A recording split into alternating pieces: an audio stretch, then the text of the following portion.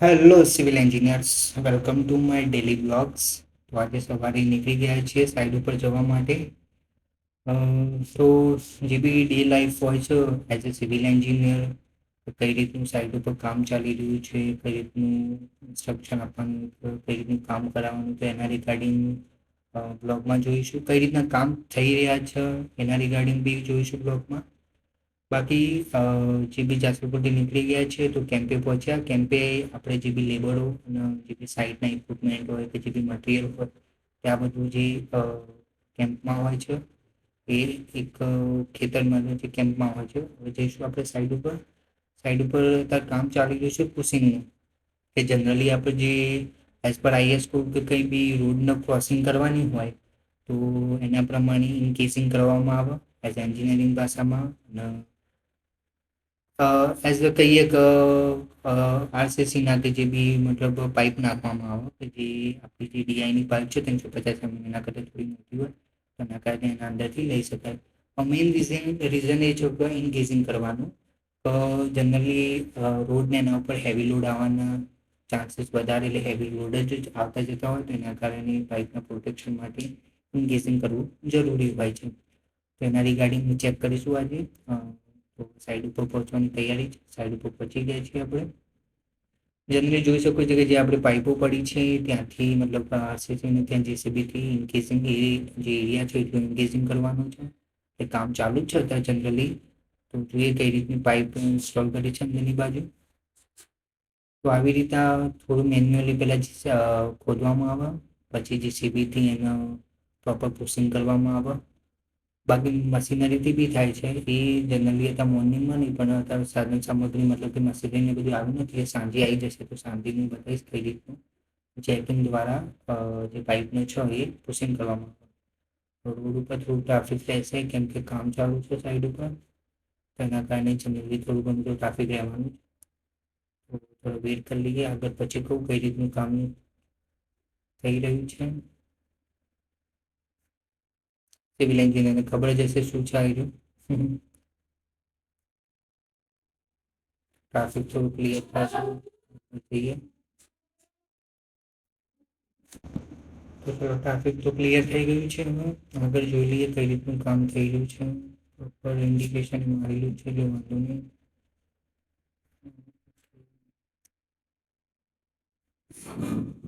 તો બંને બાજુથી પુશિંગ કરવું જરૂરી છે. એક બાજુથી શક્ય નથી, તો પ્રોપર વેથી બંને બાજુથી અંદરની બાજુ એક્સેવેશન કરવામાં આવે છે મેન્યુઅલી. અને જે બી ટીમ છે એ પ્રોપર ટીમ લાવવામાં આવે પુશિંગ માટે. આ મારી ડીઆઈ પાઇપની ગેમ છે પ્લેઇંગ માટેની. જે બી ઠેકેદાર છે એમના લેબરની છે અને પુશિંગની પણ ગેમ છે અહીંયા જ છે.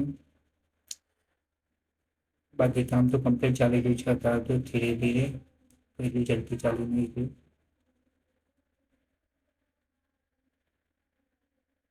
તો ચલો હવે થોડું જોઈ લીધું છે સાઈડનું કામકાજ. હવે થોડું ઓફિસ બાજુ જઈશું. જે બી ઓફિસનું થોડું કામ છે અહીંયા મેન્યુઅલી જ આ રીતનું અહીંયાથી લઈને ત્યાં સુધી જે છે એનું પહેલાં એક્સક્યુશન કરવામાં આવે મેન્યુઅલી, પછી એના અંદર પાઇપનું ઇનકેસિંગ કરવામાં આવે બાય ચેકિંગ. એ સાંજના ટાઈમે જોઈશું કઈ રીતની પ્રોસેસ હોય છે એના અંદર. ચલો આપણે જઈએ. ઓફિસ જતાં પહેલાં વાત કરીએ કે જે બી કામ ચાલી રહ્યું છે ડીઆઈ K9 પાઇપનું કામ ચાલી રહ્યું છે. યસ મામુ. ઓફિસ જઈશું હવે કઈ રીતનું કામકાજ ઓફિસમાં છે એ બી જોઈશું. બાકી વાત કરતો તો હા કે જે બી K9 ડીઆઈ પાઇપનું કામ ચાલુ છે. સમથિંગ અબાઉટ 15 કિલોમીટર લાંબી પાઇપલાઇનનું કામ ચાલુ છે અમારે ત્યાં. જે બી ફર્નિચર મેગા ફૂડ પાર્કની જે બી છે એના માટે જે બી વિરામગામ બ્રાન્ચ કેનાલથી પાણી લાવવાનું છે. Something nearly about 75 lakh litre per day. જે બી પ્રોડક્શન માટે એના અલગ અલગ જે બી ખેડૂતોના માટે જે પાણી લાવવાનું એનું કામકાજ ચાલી રહ્યું છે ત્યાં. બાકી હવે જે બી ફર્નિચર મેગા ફૂડ પાર્ક એ જનરલી જે મુદેવડા ગામ છે તેના નજીક આવેલી છે. બાકી ધીમે ધીમે થોડું થોડું ડિટેલ્સમાં પછી બતાવતો રહીશ હું તમને કઈ રીતનું છે બધું. પછી જે બી મતલબ સનીધર મેઘા ફૂડ પાર્ક એનું બી ઓવરવ્યૂ બતાવી કે કઈ રીતનું કામ ચાલી રહ્યું છે એ બાજુ, કઈ રીતની પ્રોસેસ હોય છે, જે બી ફ્રેન્ચ ફ્રાઈઝ બનતી હોય છે એના માટેની તો ટૂંક જ સમયમાં ઓફિસ પહોંચી જઈ ગયો હતો. બાકી રસ્તો તો થોડો ખરાબ છે જ, બાકી આમ તો ઠીક જ છે. વિલેજ એરિયા હોય તો ત્યારે રસ્તામાં થોડું ઘણું પ્રોબ્લેમ થયો, કેમ કે આજુબાજુ ઓએનજીસી અને માટેના કારણે પ્રોબ્લેમ ક્રિએટ જોવા મળી શકે છે એના લીધે. બાકી બસ ઓફિસમાં પહોંચવાની તૈયારી જ છે. ઓફિસ થોડું કામ છે, રિપોર્ટ ને એ બધું બનાવવાનું. કે ઓફિસના અંદર હવે એન્ટ્રી તૈયારી છે.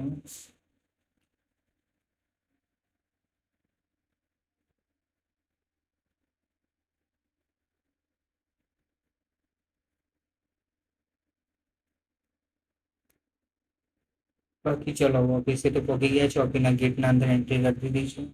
આ જે બી મેઇન ગેટનો એરિયા હોય તો રીતની ટ્રકની અવર જવરને એ બધું અહીંયા જ મેઇન હોય છે. પ્રોપર એની right side left side office છે પંદર મેગા ફૂડ પાર્કની, ત્યાં આપણું બેસવાનું હોય છે જનરલી. તો ઓફિસે આવી ગયા છીએ. તો કીધું ડોક્યુમેન્ટેશન બતાવીશ પણ થોડું હાઇલાઇટ નહીં કરું, થોડું એવું રાખીશ કે કઈ રીતનું અમારું વીકલી પ્રોજેક્ટ રિપોર્ટ બનાવવામાં આવે છે, એના અંદર વીકલી અપડેટ કરવામાં આવે છે. એના અંદર કઈ રીતે સાઈડનું કામ ચાલી રહ્યું છે, કઈ રીતના લેબર આવી રહ્યા છે અને ડિવાઇસ સેપરેટ કરેલું હોય છે. કઈ કઈ લેઇંગનું કામ ચાલે તો લેઇંગના અંદર એડ કરવાનું હોય છે. પછી પ્રોપર કેટલા ઇક્વિપમેન્ટ યુઝ થાય, જેસીબી છે, કોઈ જે બી ટ્રેક્ટર છે, કઈ રીતનું અલગ અલગ બધી વસ્તુ એડ કરવામાં આવે છે એના અંદર જ. ડબ્લ્યુપીએમના અંદર પછી બી રિગાર્ડિંગ ઇમેજીસ હોય કે ભાઈ આ રીતનું કામ થયું છે એના ઇમેજ આ રીતના, અને અમુક કોર્ડિનેટ હોય કે ભાઈ આટલા એરિયામાં આટલું કામ થયું છે તો એ રીતનું કોર્ડિનેટ પણ ડબ્લ્યુપીઆરના અંદર એડ કરવામાં આવે છે, કે જેના કારણે ક્લાયન્ટને ખબર રહેવી જોઈએ કે બસ આ રીતનું કામ ચાલી રહ્યું છે એઝ અ સાઇડ ઉપર.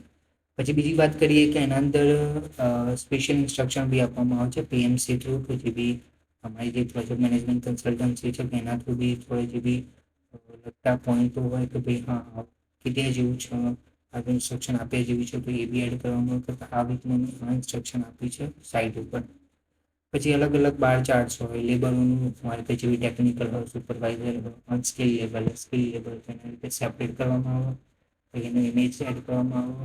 પછી ડેલી વાઇઝ કરવું આ તારીખે તો આ કામ છે એનું ઇમેજ પણ એ રીતના એડ કરવામાં આવે. એટલે ડેલી બેઝ જે બી કામ થતું એ પ્રોપર એને એડ કરવામાં આવે અને એના અંદર બધી ડિટેલ્સ ફિલ કરવામાં આવે. આ રીતનું ઇક્વિપમેન્ટ હતા, આ રીતનું કામ હતું, પછી બી કોઈ ઇન્સિડન્ટ થયો તો એ બી અપડેટ કરવામાં આવે. તો પછી કઈ રીતનું કયો વીક ચાલુ છે એ રીતનું એડ કરવામાં તો પ્રોપર જે બી વીક આપેલા કે ભાઈ એક મંથમાં 6 મંથમાં કામ કમ્પ્લીટ કરવાનું એ રીતનું પ્રોપર જે બી ડ્રોઈંગો હોય તો એને સબમિટ કરી છે કે નહીં કરી એ બી એના અંદર એડ કરવું પડે કે ભાઈ હા સબમિટ કરી છે, પેન્ડિંગ છે, હજુ કામ નહીં થયું, પછી કોઈ બી એપ્રુવલ હોય તો એ બી પેન્ડિંગ હોય તો એની બી વાત. Now we are going to site. હવે સાઇટ ઉપર બતાવી દઉં કઈ રીતનું મેન્યુઅલી એક્સક્યુશન કરવામાં આવે. તો તમને દેખાતું જશે કે જે સામેનો ભાગ છે હોલ દેખાતો છે વ્હાઇટ કલરનું, એ પેલો ભાગ છે અને આ ભાઈ જ્યાં છે અહીંયા આ સાઈડના ભાગમાં છે મેન્યુઅલી એક્સક્યુશન જોવા મળે છે. બાકી પ્રોસેસ બતાવું ચેકિંગની કઈ રીતની થાય છે.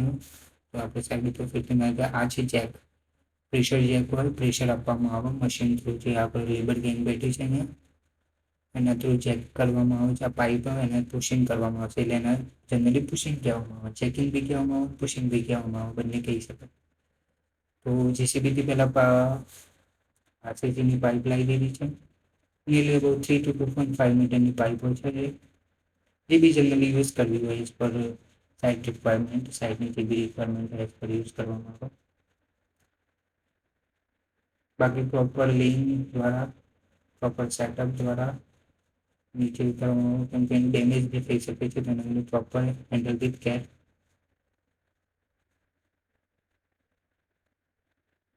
એક માણસ નીચે ઉતારવું જરૂરી છે.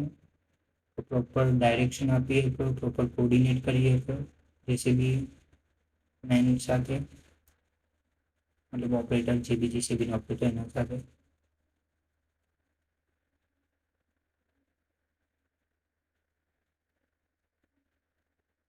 થોડું વેઇટ વધારે હોવાના કારણે જેસીબીને પણ થોડું મતલબ જે બી ઓપરેટર હોય તેને થોડું પાવરમાં એટલે એટલું બધું પાવર થાય, વેઇટ વધારે હોવાના કારણે પાઇપનું થોડું ડિફિકલ્ટી થશે થોડો ટાઈમ માટે.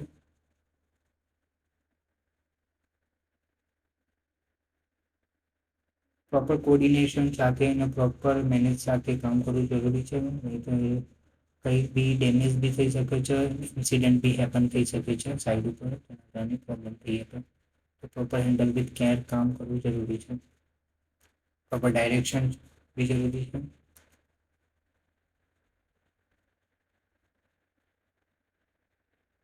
નવ પ્રોસેસની વાત કરીએ તો બસ આ રીતના જ છે કે પ્રોપર તેને એક્ચ્યુએશન કરવામાં આવે, પછી પ્રોપર આરસીસીની પાઇપને નીચે લેઇંગ કરવામાં આવે. પહેલાં તો જેસીબી કે જેવી જેસીબી ઓપરેટર દ્વારા એને પુશ કરવામાં આવે, જેટલું પુશ થાય એટલું બરાબર. પછી જે બી મશીનરી હોય ચેક કરો, એ ટાઈપનું ચેક ગોઠવેલું હોય એને વુડન દ્વારા જે બી મશીનરી દ્વારા એને ચેક દ્વારા પ્રેશર આપીને પાઇપના અંદરની બાજુ લેઇંગ સાથે ઇન્સ્ટોલ કરવામાં આવે. એ પ્રોસેસ આગળ જ બતાવીશું ધીમે ધીમે. એટલે પ્રોપર પાઇપનું સેટઅપ થઈ જાય પછી કમ્પ્લીટ આગળ કામ થશે.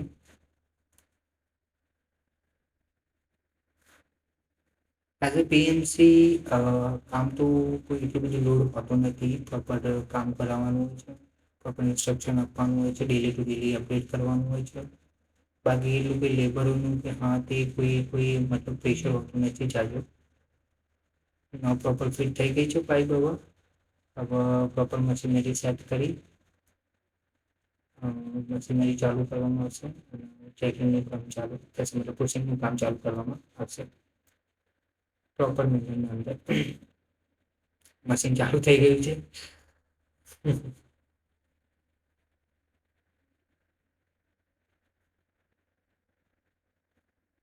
ચેક દ્વારા પ્રોપર મેથડથી ઓકે પુશિંગ કરવામાં આવશે.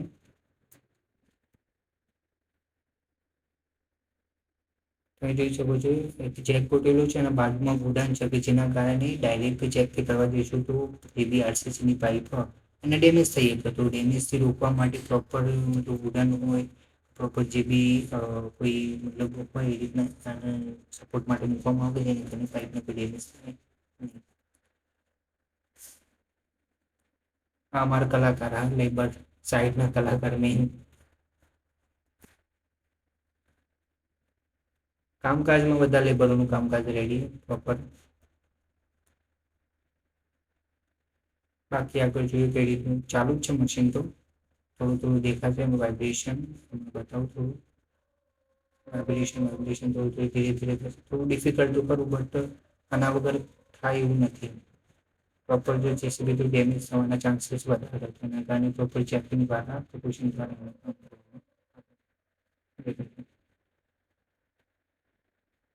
બાકી થોડું વાઇબ્રેશન જોવા મળતું છે, જે માટીને બધું નીચે પડવા લાગ્યું છે તો કામનું ચાલુ થઈ ગયું છે.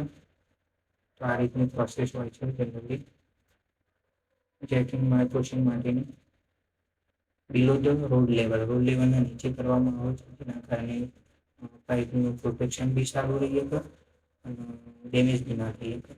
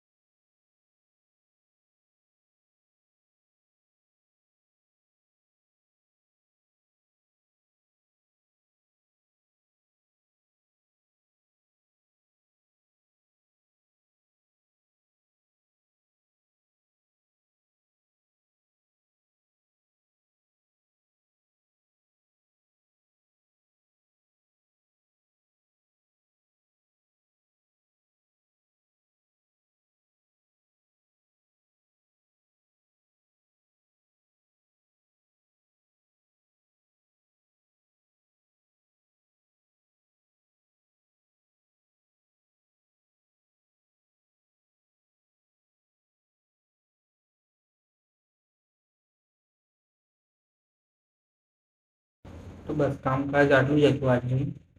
પછી એનું કામ ચાલી રહ્યું હતું, બસ એમની રીતે આજે ખતમ કરશે, થોડું ઘણું જે થશે. તો બાકી આપણે હવે ઘરે જવા નીકળી ગયા છે. 6 ઉપર થઈ ગયું છે થોડું, તો 6 વાગ્યા પછી આપણે ઘરે જવા નીકળી જઈએ. આપણું ટાઈમિંગ જનરલી 10 વાગ્યાથી 6 વાગ્યાનો હોય છે. હવે પીએમસી સાઇટ ઉપર જવાનું, સાઇટનો ડેટા કલેક્ટ કરવાનું, સાઇટનું ઇન્સ્પેક્શન કરવાનું, પ્રોપર ચેક કરવાનું કઈ રીતનું કામ થઈ રહ્યું છે. ઓફિસમાં જવાનું, ડેલી ટુ ડેલી અપડેટ કરવાનું, જે બી કામ થઈ રહ્યું છે.